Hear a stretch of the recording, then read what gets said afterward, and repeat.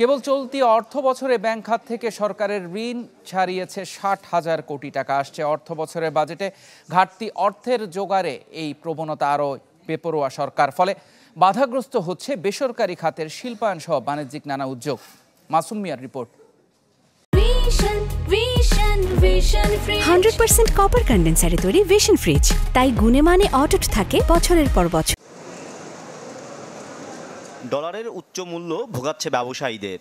আমদানি কিংবা রপ্তানি অথবা স্থানীয় শিল্পের বিকাশ টেনে ধরেছে নানামুখী সংকট।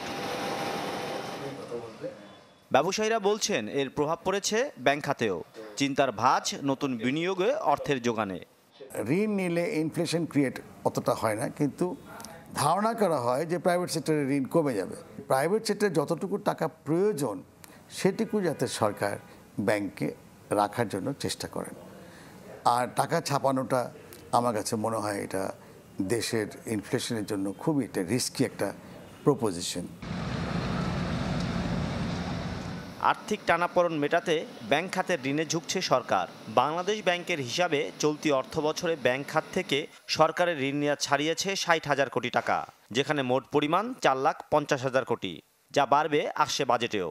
ফলে ঋণ পেতে বেগ পেতে হচ্ছে বেসরকারি উদ্যোক্তাদের। বাধাগ্রস্ত হচ্ছে নতুন কর্মসংস্থান সহ বাণিজ্যিক নানা উদ্যোগ। যদি সরকার ঠিকমতো ট্যাক্স ব্যাট আহরণ না করতে পারে, বৈদেশিক সহায়তা না পায় বা রেমিটেন্স আমাদের কম আসে, রপ্তানি কম আসে, তখন সরকারকে লোকাল ব্যাংকের উপরে সাপোর্ট নেওয়ার চিন্তা করতে হবে। এমন কোনো অবস্থার সৃষ্টি সরকার করবে না যে অবস্থায় মার্কেটের মধ্যে ব্যবসায়ীদের কোনো রকমের কোনো ক্ষতি হয়। এই সরকার শিল্প বান্ধব, ব্যবসা বান্ধব। সরকারের ঘাটতি পূরণ করার জন্য যেই ধরনের অর্থায়ন প্রক্রিয়ার ভিতর দিয়ে যায়, সেই অর্থায়ন প্রক্রিয়া এখন এই বছর বিশেষ করে বৈদেশিক ব্যক্তি খাতের বিনিয়োগের ক্ষেত্রে উপকারী হিসেবে আমরা দেখি না।